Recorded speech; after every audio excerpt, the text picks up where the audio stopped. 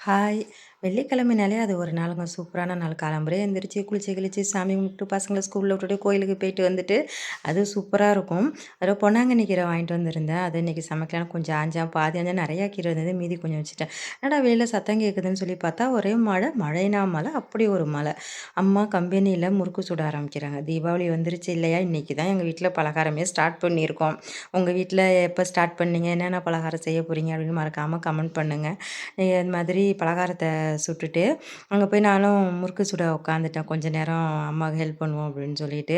இந்த மாரி நாங்க முறுக்கு மட்டும் அடுப்புல இந்த மாதிரி இரும்பு சட்டி வச்சு செஞ்சோம்னா தான் அந்த முறுக்கு நல்லா டேஸ்ட்டா நல்லா பொர பொரன்னு வரும் அப்படிங்கிறது மாதிரி முறுக்கு மட்டும் அங்கேயே செய்றது. எனக்கு கொஞ்சம் நேரம் அடுப்புல உட்காந்தோனே அந்த புகை இதெல்லாம் எனக்கு ஒரு மாதிரியா ஆயிடுச்சு.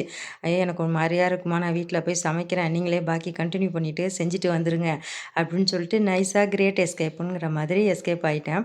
கண்ணு எரிச்சல் தான் எனக்கு தாங்க முடியல. இன்னைக்கு ஒரு வழியா முறுக்க சுட்டு முடிச்சாச்சு.